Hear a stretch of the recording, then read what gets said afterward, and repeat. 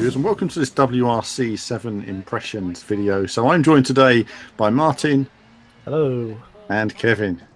Hi guys. Okay, so WRC was first shown at E3 this year. We've seen it progressing, of course, the last 3 years with Kiloton. This is their third WRC game. They've had very limited time, 1 year to make each game and really build it up. They were always sort of against it when it came to making WRC 5, but they've progressed in WRC 6, and we'll talk about WRC 7 in terms of progression there as well. But my first hands-on came at E3 this year. Sat down, played a couple of stages in Mexico, and then on to Monte Carlo and Corsica.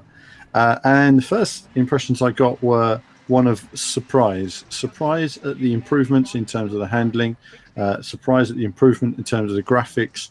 The game was very physical to drive. It was very demanding to drive. The stages were much narrower, they're much more detailed. It was much more realistic in every way, but it was also a lot of fun. I found it very intuitive. I really understood the handling. It really worked with me, whatever they've done to really bring it together.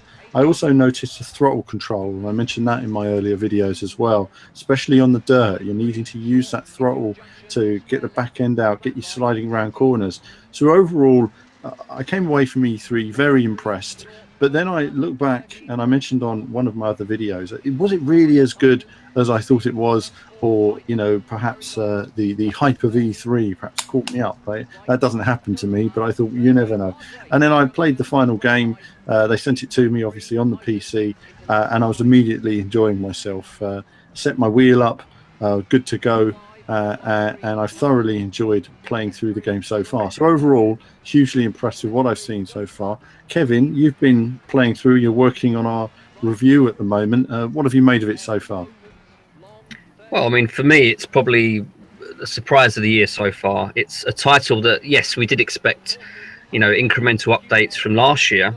But for me, it's more of a sort of revolution rather than evolution. It just feels so much more different. It's a bit like... I guess it's a bit like MXGP3 in many cases. It's like the core changed, but the actual gameplay itself has changed drastically. And you know, it's the case with both titles, and just it's such a step up from 6 in terms of simulation. It's much more towards simulation end of the spectrum, whereas say WRC 6 was fun with a wheel, but it wasn't one of those games that you could take too seriously. You know, it's more sort of arcade.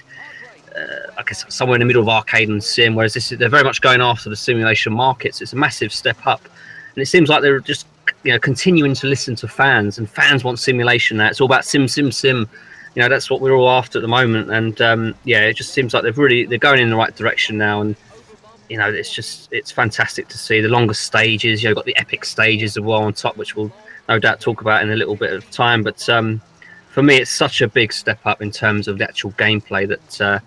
You know, it's one of our you know, potential games of the year, I think, so far, isn't it?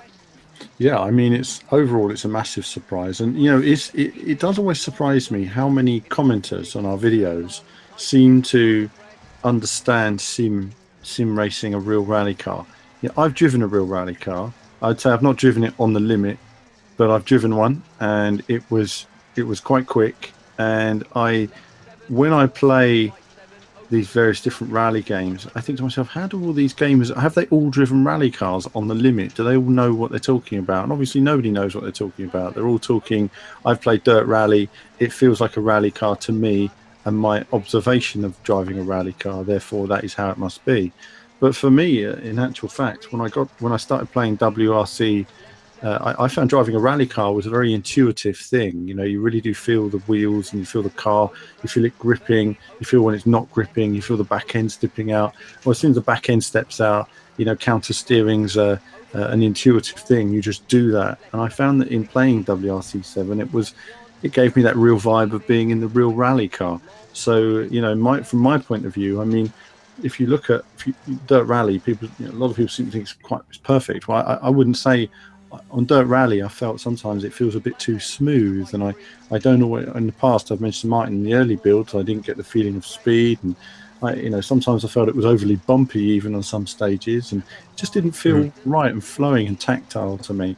And of course, even Codemasters admitted themselves that the handling isn't quite right. When they made Dirt 4, they were trying to improve the handling of Dirt Rally, which indicates that Dirt Rally's handling is not perfect and they know it. So Yeah. I think that when you look at Dirt Rally 2, you'll have a new handling model there.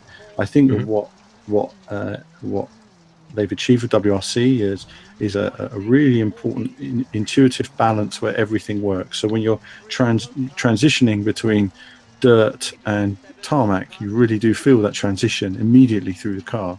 I really like that. That's not to say that all cars handle perfectly. You know, some cars handle better than others. I mean, for me, I've especially enjoyed the 2016 car inclusion. Actually, I've really enjoyed racing those. But also, I think the current cars, you know, they're absolute animals to drive. Very tricky, tons of power. You can really sense the increased power compared to the cars from last year. It's a massive difference. Yeah, massive difference. And I that think was one of the shortcomings of the new WRC games was the car selection, because obviously they're tied to the license. And let's face it, in previous years, the cars in the competition haven't been the most exciting. No, especially if you had to say Group B, for example. Well, exactly. Yeah, I mean they're limited, aren't they? But this year, to have the bonus cars, it's added a lot. I do kind of wish they'd still have more classic rally cars. I know they're restricted to the license and all that, but obviously some of the older WRC games did include them. I'm hoping that's something they might look into in future games, a bit like we saw with F1 2017 with the classic cars. I think that could be a good step forward. Yeah. Yeah. Potentially. I mean, it took Codemasters a few years before they were allowed to do that. And it might be that after the improvements this year, that WRC enabled them to do more historical content. Didn't the first WRC game from Milestone have Group B cars in it, though? I think it was a DLC, wasn't it? Yeah, I think I'm right. Yeah, but I think they were then included as standard in 2 and 3. Yeah, I think that's right. Yeah, I mean, there are some areas they need to sort of go on to, like, this is the third game in a row now where there's hardly been any innovation in the career mode, much like MXGP3 is as well. So there's a few parallels between those two titles, and they've got the handling down now, I feel, and they just need to sort of branch out into these other areas, like you say, cars and the career mode, and add some more WRC stuff in there. Add some clips. Really get the branding in there and make it more exciting overall. More presentation is what that game needs. Yeah, exactly. But there's only so much they can do though in 1 year, isn't there? I think that's the problem. They've got to concentrate on these core aspects, and then obviously leave the rest until next year. This year's title, they've had the right focus. They've gone for the driving, and this is what separates a good game from a great game. You can have all the presentation there, but how is the actual driving? That's the most important thing for me. Even more important than, say, a decent career mode. The actual gameplay has to be top notch, and for me, WRC 7 is that. And I feel that the strongest point with WRC 7 for me is the actual weight, the feeling of weight in the car itself. The actual weight transfer, I don't feel is quite there. I don't think it's certainly not as pronounced as in Sebastian Loeb Rally Evo, but I feel that game was probably a bit exaggerated, but a little bit of work on the weight transfer. But the actual weight of the car, like you say, Alan, earlier on, it's just so intuitive to drive. What the car's doing because you do have that weight. With games like Dirt Rally, the car just feels too light at times, and it just feels like it doesn't feel as realistic. When you have weight around you, it feels like you're driving in a real car. Things much more intuitive. You should be able to catch the slide in most cases. You should be able to know what the car is doing. Of course, the force feedback as well adds to the experience. It's not the best force feedback in the world, but for me, it's good enough to actually add to the experience, where other games, it's almost like a disconnect between the force feedback and what's actually going on. So for me, WRC 7, and again, I guess with the audio, it's not market-leading audio, but it's good enough, I would say, again, to add to the experience, to give you a good idea what the car's doing, and add all these elements together. None of these elements are perfect, but as an overall picture, they do come together to make a really good game that's realistic and also a lot of fun. They do. I mean, that was a good note, actually, on the audio. They have made decent audio improvements this year. I think the replay cameras actually show off some decent audio as well. So, I mean, that's been nice to see improvements. I guess the only thing really is the co-driver, that people would like to see a bit more personality and involvement from the co-driver. And I think that's something which, for me, he's very functional. I don't necessarily have a big problem with him myself. I'm playing it and I forget about it, really. I'm just listening to what he's telling me. More it's down to the car audio. I think that's quite important because it's communicating with you, your gears and your feeling of the transition and the dirt and everything else. And it's really important to get that feeling. But no, I think audio's good. I think graphics have moved on. I think the stages and the views and detail is fantastic. I mean, it looks amazing on the PC version. Obviously, you can have your unlocked frame rate on there, but on the console version, it's limited. Exactly, it's limited on the consoles to 30 frames.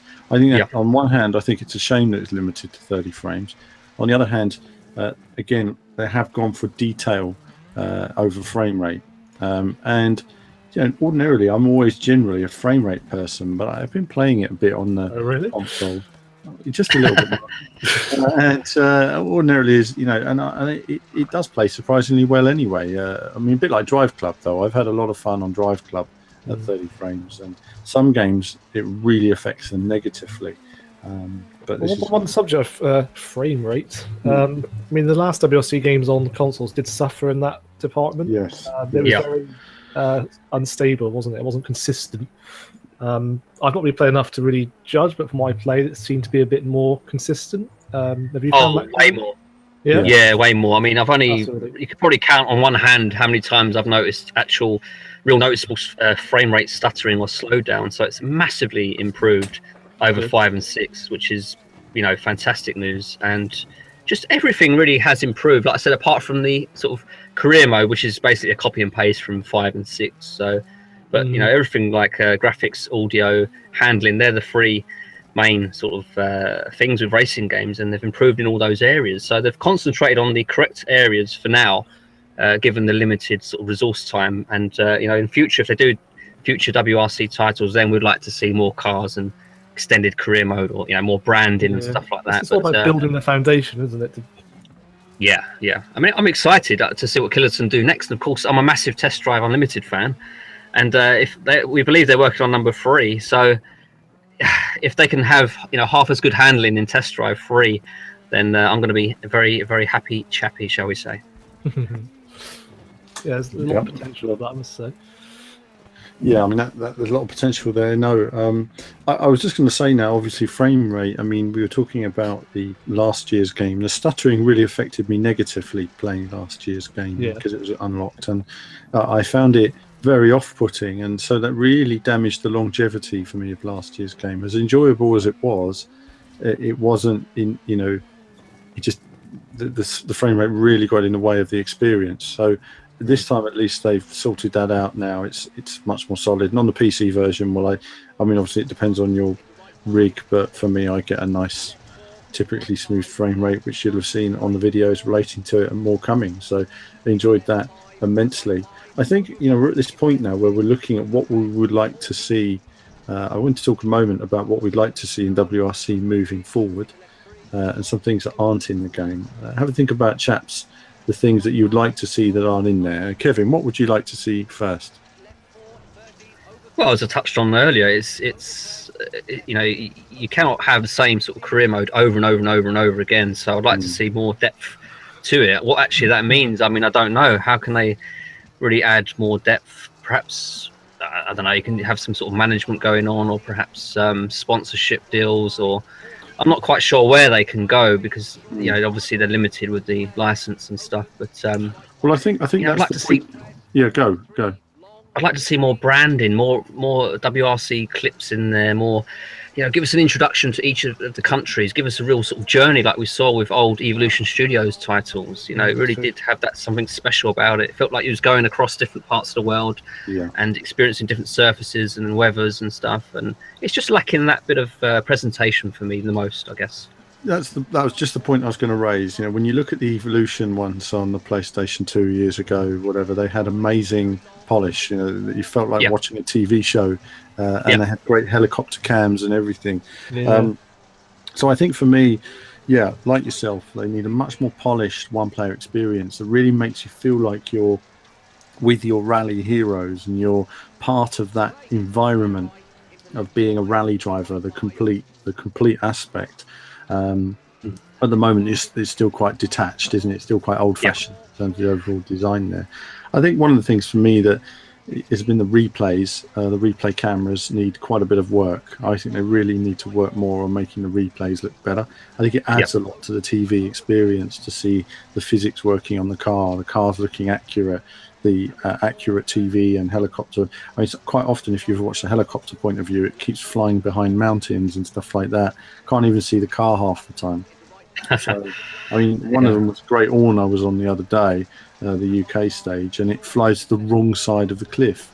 And you think, really? You've got an ocean on one side. Why don't you just fly along? Great views, but no, it flies over the cliff, and all you're looking at is the top of the cliff half the time. So, and I will say that the on-car cameras often highlight these sort of jaggies on the car textures on the adverts and stuff. So it's almost like they're showing off the worst of the game, if you like, with the camera angle choices. So it's a bit of a mystery why they have chosen these camera angles. And they do show off some graphical bugs as well every now and again in the cockpit, I noticed. So it's a bit of a mystery, this choice. It was strange, isn't it? I mean, you've got a camera in the middle of the co-driver's head. I just find that a bit strange, like how did this, why? How long would it take for somebody to move the camera? I wonder if it was an old dormant VR testing camera there, who knows? Very strange. That's a big thing they should add actually, is VR compatibility, because they have attempted it and it does partially work, but it's just too early, isn't it, this generation, for every racing game this generation in VR, on the consoles at least. It's just a shame because they say that some aspects just don't work in VR for the game, but on the other hand, Codemasters managed to get the entire game of Dirt Rally working in VR. So, they released it as a separate package. Well, they did, but obviously it was limited on the PSVR, and I haven't played it on the PC. So, but then again, it depends how much value they got for it. I mean, I think that for example, would we rather have VR, which helps the 0.5% of users, or photo mode made for the new game? And I think they need a photo mode, because I would love to get proper photographs of some of my most action moments in some of these rallies. And it would also help with, getting it on Facebook and Instagram and stuff like that. So I think brand new replays, sort the replays out, make them look amazing. I think sort out the photo mode, I think, is a nice addition, and of course overall presentation, making you feel like you're more a rally driver. I think in terms of stages, I think some stages have been modelled better than others now. I loved racing around Italy, for example, but Finland still looks a bit dated. Just a bit more bland in terms of its overall design. I think some stages certainly look more impressive than others, and on the other side is, it'd be nice to have a few more stages in the rallies. There aren't as many stages as I would like. So there's still work to do in terms of developing that there. And as Martin, you've said, with the overall cars as well, it'd be nice to see some classic cars in there. So in terms of development and where they're going, there's certainly a lot to work on. Esport-wise, obviously, they've been working on esports. I haven't looked too much at the esports side of things, but I know they're going to be pushing that again. But I will say they have a weekly challenge every week, and my goodness me, do people go fast on those challenges. I mean, I cannot believe how fast some of those guys go. And Greek rally fans, for example, they are just on it, and I'm always impressed with their legendary speed somewhere near the top of the table. Absolutely incredible driving. So the other thing, guys, is I asked for a couple of questions from just the community in terms of what they feel. So I'm just going to get those now. So we've got a couple here. One from Ross Stewart. He says, what would you say is your favourite stage rally? I personally enjoy Catalunya Rally the most. So Kevin, what would you say is your favourite stage rally? Goodness me. It's going to be one of the epic stages. I'm trying to think. It was either, I think it might have been Portugal.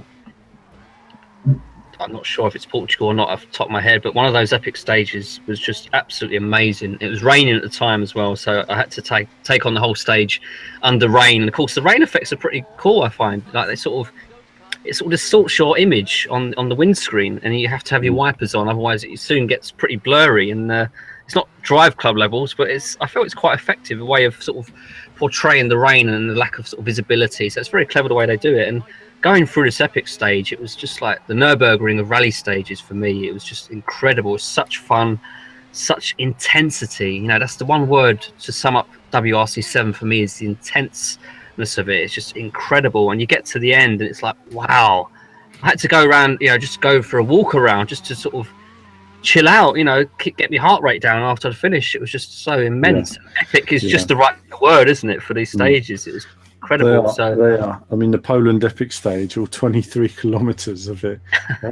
You know, I mean, 2,000 corners. You know, wherever it is, you know, something stupid. I mean, it is a crazy lap. So, yeah, I mean, for me, I like the Catalonia stage, but also like Italy as well. I just like the way the car slides. It feels very authentic, and it lets you attack the track and be more aggressive. And when you get more aggressive, you slide the car more.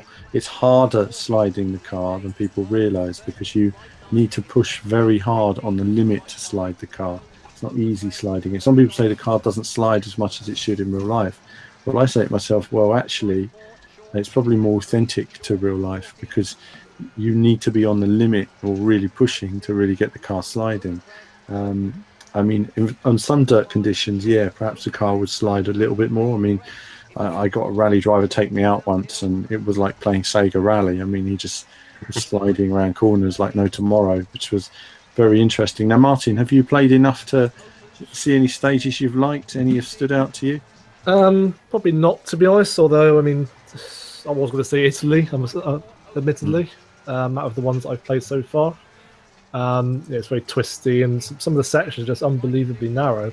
I have to say, overall, some of the stages do make Dirt Rally look quite tame by comparison. I mean, that was kind of like the benchmark almost of stage designs for the time. I mean, it's funny actually. There are narrow stages in Sebastian Loeb Rally as well that are like crazy narrow, and it's nice to see them take on that mantra. Moving on to the next question from P. Hines or Fines 1. He says, do you not think the top left screen is lacking? Okay, so what he's asking is, do you not think that the behind car view is lacking a feeling of speed? I tend to play in car. If you play behind car, it's always lacking a bit of feeling of speed of in car. It's always more intense when you're in the car. So, no, I haven't. Generally speaking, I've had no speed problems. I found my speed perception on the game has been perfect so far. I've been able to judge my corners. Judge my calls pretty well. Just keeping up with his calls, I think, is a hard thing. I mean, when he's really motoring and you're going fast, you know, right 3 into left 4 into right 2 into left 3 over bump right 3. You know, oh my god, where am I? There are times when it does get quite. Actually, that leads on to a point that Martin made with WRC 6 in the review. He mentioned that you said that there wasn't enough flat sections, and I guess the same is true with 7 as well. There's not enough of those sections where you really get up to top speed and you're sort of hitting the rev limiter, and you can make for some very tense moments. That's one thing that does lack in WRC 7 is those flat sections, those straight sections. There's not many. There's a few in there. Yeah, but there's not as many as we would like. So I think certainly, again, I think flat out, and there's no reason why there shouldn't be, because there are a few already in there, and it makes you wonder why there's not as many as there should. I mean, I did one of the super special stages around Poland on one of the videos, and absolutely loved it. I mean, it was really great fun going around that special stage. So the only cars that I found I'll tell you what, surprisingly challenging to drive is actually the junior WRC. Junior WRC cars, they're quite slow, quite heavy, understeery. You know, I'm not keen on them at all, the junior WRC. I like them. Do you? Oh. I liked them. The only time where they really sort of grinded my gears, I guess, was around the very tight sections. If you're in the rain and you're coming up to a very tight hairpin, it's very easy to understeer and hit a barrier. So you've got to be really careful there. So you've got to apply the handbrake. You've got to make sure you stay in the turn, like inside of the turn, so you don't sort of swing wide. But generally speaking, I do enjoy sort of front-wheel drive cars. So that was right sort of up my street, those junior WRC cars. Yeah. Well, either way, I think it's... as I say, overall, I think some final thoughts now on WRC. Firstly, from yourself, Kevin. I would say surprise of the year so far, contender for game of the year. Fantastic job in such a limited development time. Looking forward to where they go in the future, not just with WRC, but all their racing games. Now they seem to have that technology in place. They're going after more sort of simulation markets. They're improving in sound. They're improving in graphics technology. I think the future is very bright for Killerton, and I just can't wait to see where all these games go next. So fantastic game, WRC7, and really, really looking forward to what they can come up with next. Martin, what do you think of what you've played so far? I mean, Killerton is really starting to hit their stride now, aren't they? I think WRC5 set the foundation, and WRC6 really built on that. But I think at the time it was a bit overshadowed by Dirt Rally, which was a bit of a shame. But of course, this year people were, I think, disappointed by Dirt 4 and its generated stages. So it's given WRC7 more of a chance to shine. And they've really focused on the fundamental aspects to improve upon, the graphics, the handling, the stage designs, and I think all those improvements add up. Really ramp up the intensity. But like you said, definitely one of the best surprises of the year so far. Yeah, well, from my perspective, I think when Killerton took on WRC a few years ago, I was very concerned. I played Motorcycle Club, which is one of the worst games ever made. And I remember thinking, oh God, is it going to be the worst WRC? And I met the developers, and they were so enthusiastic and passionate about Rally. And I talked to them about what they managed to achieve in a year. And I felt for them because, they bloody work hard, and they care about making good rally games, and they love WRC. And I think we're finally seeing an improvement this year in the game design, but also the technology. And Alan Jarnu, who was the game designer, really gets Rally. He really gets what he wanted from the handling, and I feel he's made great strides into improving that this year. And it's testament to his work on it that the game is really coming along. So overall, I think it's one of the best surprises of the year. For me, I've probably had more fun on this than probably any other game this year. I've really enjoyed it. It's worked. It's been everything I've wanted to see from it. In many respects, it's really moved forward, and I've really enjoyed it. What can I say? It's right up there. So that's it, really. Positive impressions from WRC. Thanks for your time today, chaps. And that's it for now, viewers. Do let us know in terms of what cars and tracks you'd like to see. And perhaps if you have any additional questions, we can answer some of those in the comments as well. And we'll continue to look at the progress of WRC in the coming months. And maybe I'll look a bit rubbish when I do a few online rallies. But that's it from me for now and the guys. And there'll be more from us very soon.